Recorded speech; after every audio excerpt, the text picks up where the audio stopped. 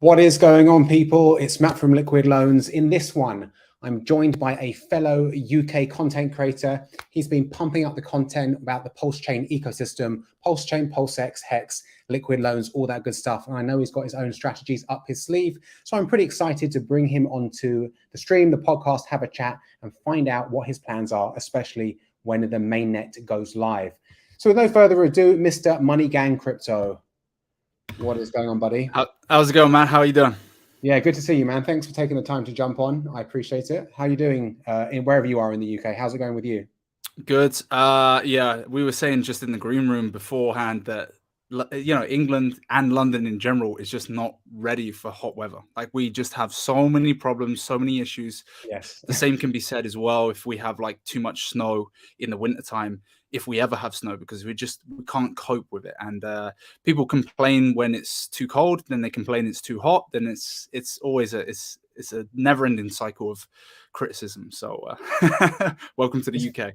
Exactly. It's funny you should say that, right? We've got this weird climate where if it gets too hot, everything shuts down, right? The trains are delayed, traffic jams. Like you said, I think people are more violent in the UK, right? They get het up a lot more. If it's too cold and there's too much frost and snow, the trains are delayed or they're shut down, and the motorways, they can't salt the roads properly. So we basically have to live with this kind of like, we get okay if it's drizzly and grey, we're okay, but anything else throws us off. So yeah, it's a nightmare. It's a nightmare living in the UK, but hey, it's quite fun sometimes.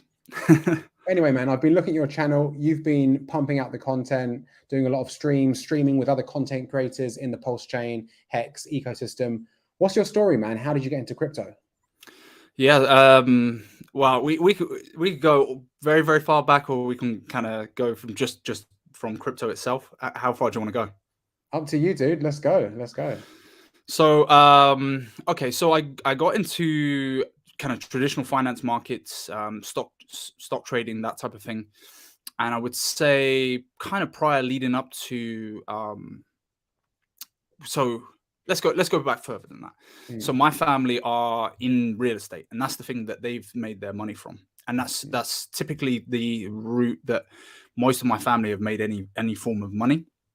My grandparents were more into traditional savers, post-war generation, whereby you save every penny. And if you were in a kind of British-based family after World War II, they were very much like skimping, saving, so that they could leave something for the next generation. And it was like, you don't spend that much money. You barely go out, you cook, and all of those kind of traditional stuff.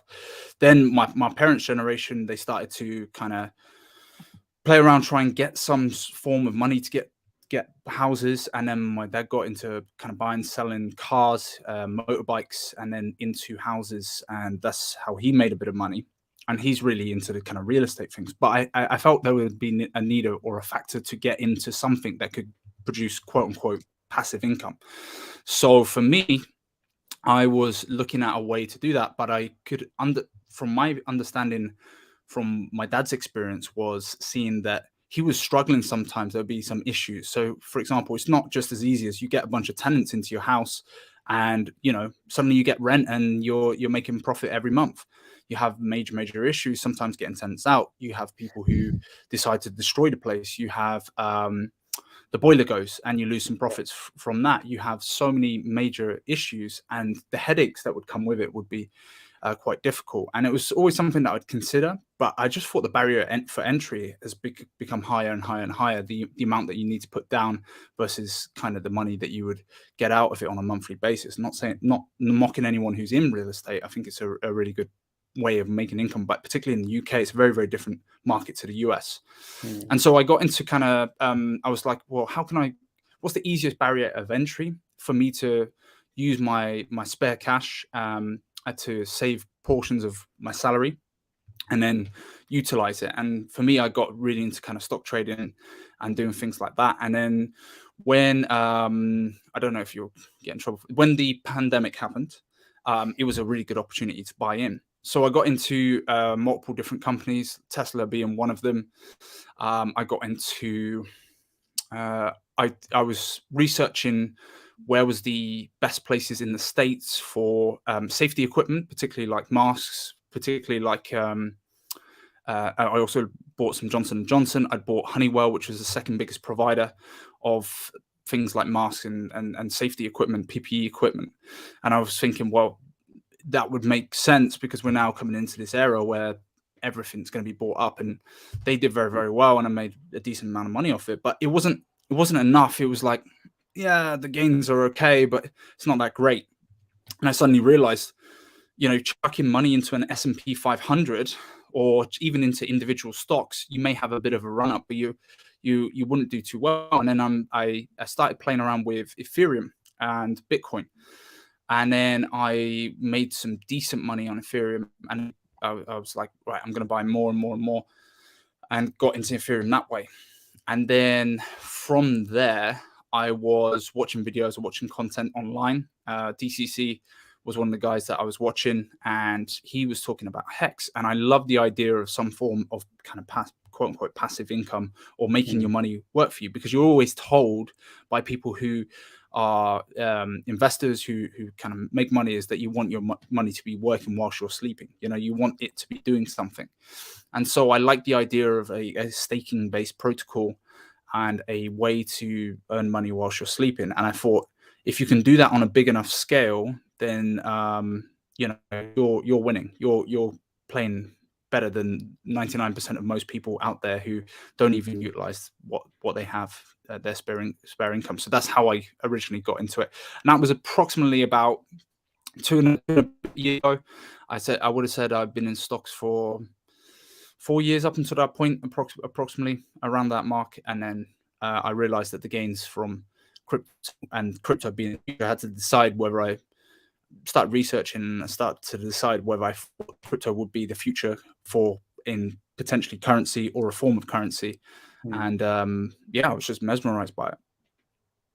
Yeah, it's interesting. It sounds like that mindset from your family, right, about passive income, it triggered you obviously trying to search passive income, but in a different asset class, and that led to crypto. And it's quite different, because a lot of people are just buying crypto just for the price appreciation, which I'm sure you're in it for too. But you also want that passive income. And when you heard about Hex and staking coins like that, I guess it piqued your interest.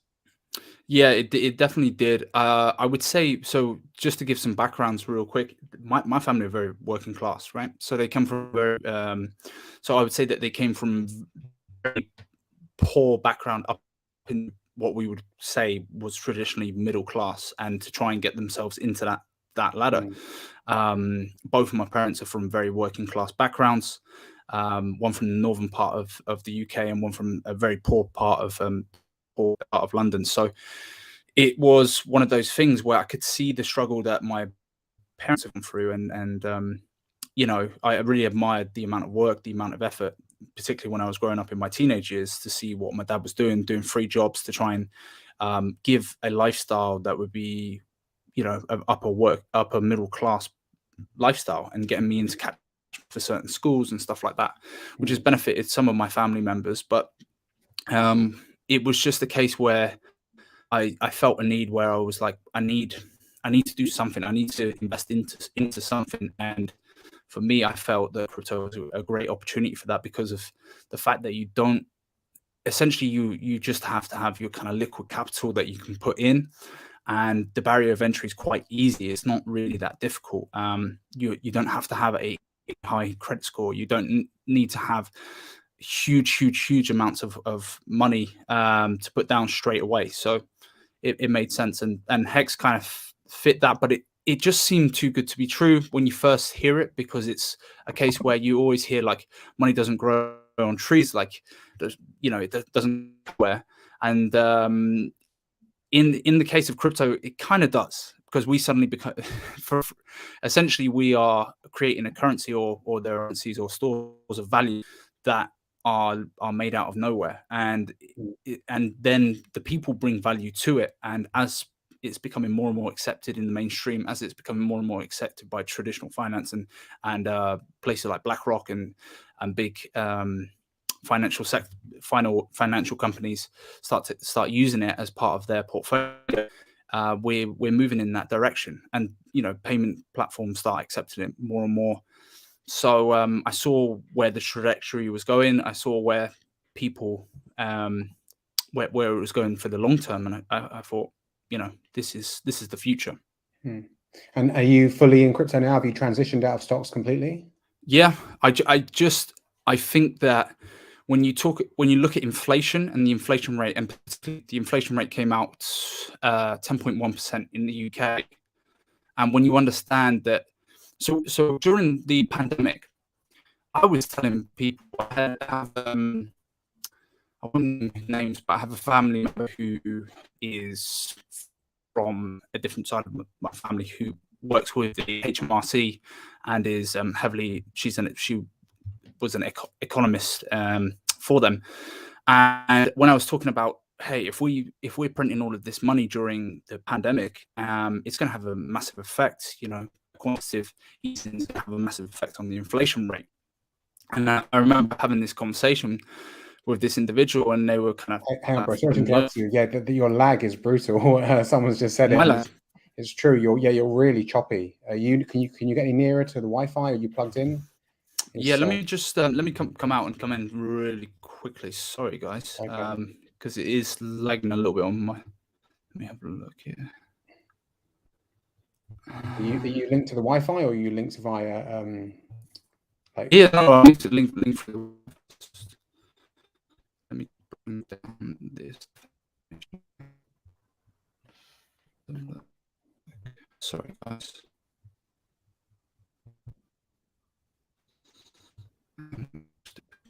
Well, tech issues on MoneyGain crypto side, waiting to sort that out, and then we'll get the party back on track.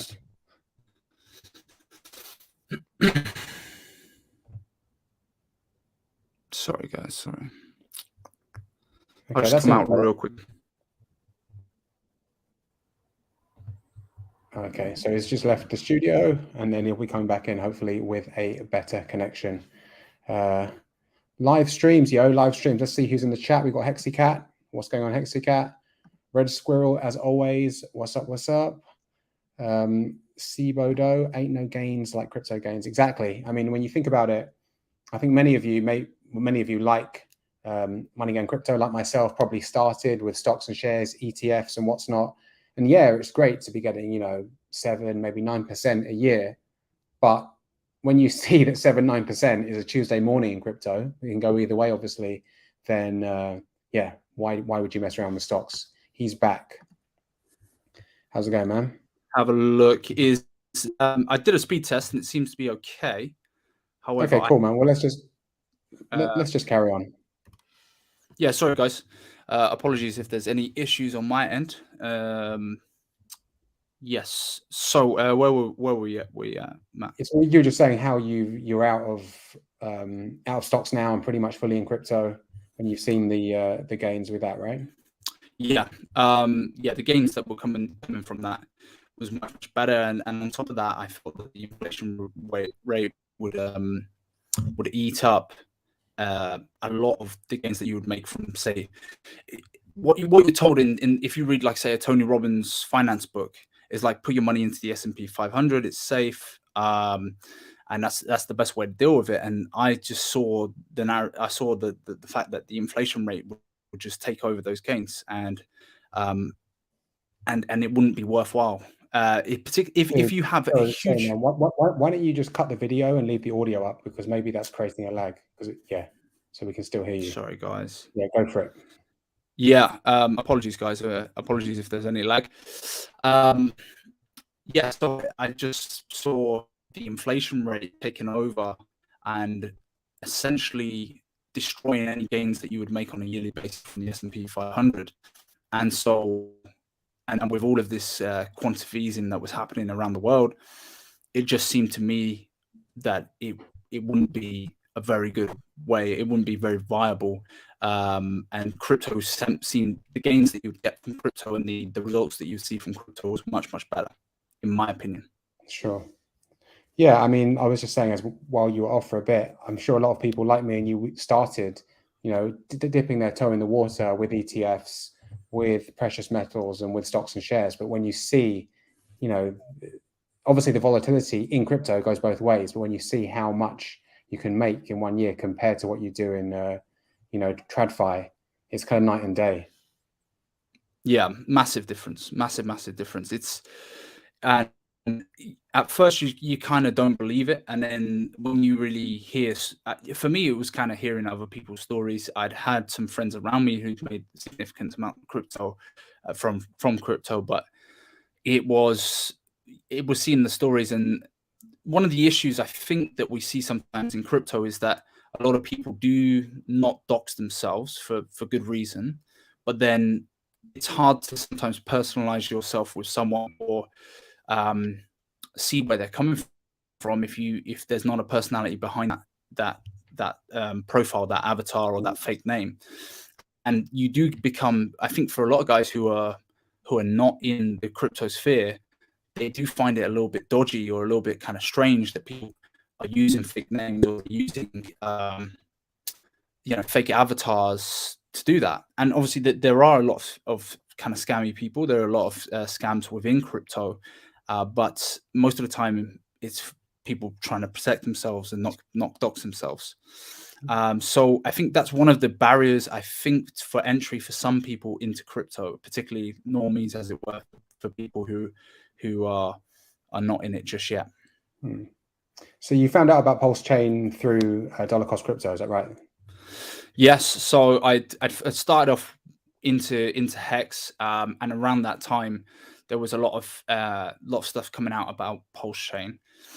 And I wasn't like a day one sacrificer or anything like that. I think I was a little bit late to the party, but also I didn't really understand sacrifice phases. So for a lot of people, you're kind of like, well, I'm going to send my ETH to a random address, and sometime in the future it will come back to me in a ICO, in an initial coin offering. Just seems a bit strange. And so, you feel a bit tentative at first, and then you suddenly realize, hey, if I'm slow on this, I'm not going to get as many coins as I did it a week ago, or like 2 weeks ago. So when it came to the PulseX sacrifice, it was like day one straight away. So I'd put a bit in Pulse, and then when it came to PulseX, I went kind of pretty heavy, and it wasn't. And initially, I think it was like my strategy was like, oh, okay, well, now I've got PulseX, I'm probably just going to switch it when things happen. And then I started really researching the value of PulseX, and I was like, maybe not. so yeah, that's how I got into PulseChain. Nice, man. Nice. Well, yeah, I know what you mean. When you first find out about, I mean, there's a lot to wrap your head around with Hex alone, right? Even like staking and what's not, and T-shares and staking ladders. But then when you start going down the rabbit hole, and then you find out about, PulseChain, sacrifice phases, PulseX, it's like learning a whole new language, and it does take time. I think a lot of people, like a lot of hexagons are great. A lot of people want to educate people and bring new people into the ecosystem. There is a small percentage which they get very angry when people don't get Hex or Pulse or PulseX or liquid loans straight away. And it's like, you have to give people time. Just because you understand something, that's because you've had the exposure to it and you've gone down the rabbit hole. A lot of people, they need, a couple of weeks, couple of months, or if not more, to really wrap their head around it, especially when you're coming from traditional finance, banking, and you're like, hang on, what? If I send this to the wrong address, I'm never going to get it back, and what's not, and stuff like that. So yeah, it takes time. And with it being crypto, it's good that you did your research and didn't jump in with both feet, because that's how a lot of people get burnt. So you have to be kind of, like you said, you have to do research, but sometimes you can go down that rabbit hole and you can research into the wrong things and have bad educators. And I think one of the good things about the Richard Heart ecosystem, if you want to call it that, or the people within that community, is that they can be extremely good educators. You take a lot of the guys who are, let's take liquid loans for example. I was having a great chat with Red Squirrel, who I see is also in the chat, about liquid loans and what it's all about and what his strategy is. And I had a great conversation with Haunted, for example, and these people going out of their way to explain very, very complicated concepts into smaller, easier, digestible information is really important. And I think this is one of the biggest things, is like when we deal with people outside of crypto, we have to be able to teach it like we're teaching a kid. You know, it's like we need to be able to break it down, simplify it, and explain it the best way possible. So if you can't have a conversation with someone and not be able to do that, then we're failing as a community, and we're failing to educate in a good way. And I think that's one of the benefits of Richard Hart. Richard has he's a great educator. I've said this before, and I'll say it again. I think that's one of the skills, is that he's a good educator, even to, you know, Bitcoin maxis about the problems with Bitcoin, or even to some of the issues where Bitcoin maxis might say that Bitcoin's going to go to 100K, and he goes, well, we got some issues behind that. We got Grayscale, we got you know, Mount Gox, etc. So that is the biggest thing I think that maybe is lacking a little bit, or maybe something that we can improve on, is educating in a simplistic way. 100%, 100%. Like anything, right? Learning a new language, learning a new skill, learning to play an instrument. If a teacher just assumed that the pupil knows pretty much what the teacher knows, you know, he or she would never have any, I'm talking about the student here, would never have any progress. And like I just said before, I want to reiterate on that. It's so easy to think, oh yeah, it's staking and then 3.69 inflation, and we talk so fast about it because we know about it. But most people that aren't in the ecosystem, I mean, if you understand all that, you're already part of the choir, right? You're preaching to the converted. But that's why you have to break it down to people, especially even buying your first Bitcoin or Ethereum on a centralized exchange is a big deal. So I completely agree. I think that is going to be a major factor for more people coming on in the next bull run. Knowing that, yes, it can seem overwhelming at first, but step by step, watching some streams, watching some tutorials, getting okay with the terminology is going to help a lot of people. Yeah, agreed. And it's something that, yeah, it's probably a work in progress. Like, as we go through, and as you have to teach it quite a few times in order to change your methodology and learn what's probably going to be the best way to educate people as well. So when I use analogies and stuff like that with kind of normal day people, I feel like I've improved as I've streamed more, and as I've talked the concepts out more, and also picked up on certain things like, am I using the language of crypto, or am I using kind of normal language, right? Because there are a lot of terms that we take for granted and we use day to day, like even something as simple as like shilling, right? Like, to a normal person, they're like, what the heck, shilling? And so you know, so yeah. I know that you've changed your position before, like you said to me before we were talking backstage a little bit, that, you know, you weren't mad on the term loans because of the old semantics around it, but then speaking to Red Squirrel, speaking to Haunted has changed your mind. How different is your kind of view on loans and liquid loans and all that stuff? Yeah, I like the protocol. I think so. Yeah, exactly that. Loans. Whenever people, and this is me coming from a UK perspective, and I guess it's might be different in the American audience or around the world, but I always think, like, you always think loans can have a negative connotation to a lot of people. Depends on the background you're from and the economic background you're from, right? So for me, I know that my economic background was from quite a poor background, or individuals that can be like that. So you think of like payday loans, you think of things like credit card loans, or everything that's associated with loans in a negative connotation. However, that's just my personal experience, and so for some people it might be, oh, taking out a loan from a bank, like a mortgage, is, you know, very net positive for your income. So yeah, it's hard, because you have to, first of all, you have to find a word that people generally understand, but at the same time, you're trying to also play the kind of semantic game and really make sure that it's coming across in the right way, or educating in the right way, the preconceptions that an individual may have coming into a new project like liquid loans. Yeah, for sure, dude. Listen, man, I think I have to wrap up the stream here because the lag is so much. I think it's affecting the quality. So we'll have to. It's all right, man. I'm enjoying the conversation, but I just think that the feedback, the lag and stuff, and what's not maybe next time we get the internet connection sorted, or maybe just, you know, I like to connect mine via a cable straight into the router when I stream. Just makes it a little bit more stable than the Wi-Fi. But listen, dude, I appreciate you coming on. Just tell everyone where they can find you, because you do have your own channel. Yeah, apology, guys. Like I said, I've just kind of moved places, so if I'm having some internet issues, apologies for that. You can find me at youtube.com/moneygangcrypto and on Twitter as well, moneygangcrypto. Matt, we'll do this again. Apologies again for the guys in the chat. Man. Listen, it's live. This is live TV. Stuff like this happens. I like your content, man. The chat's going well, and I really want to get you back on at some point soon. And once, you know, I know you just moved place and everything's up in the air at the moment, so no problems at all. But listen, dude, stay in contact, and I'll speak to you soon. Yeah, thank you very much. Thanks for having me on. Peace. Cheers.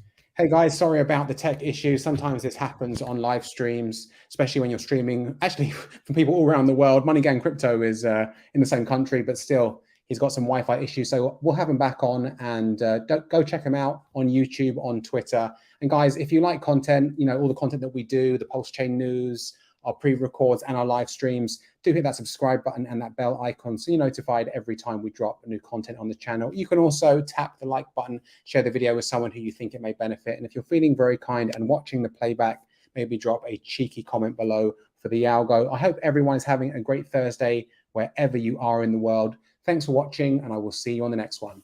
Peace.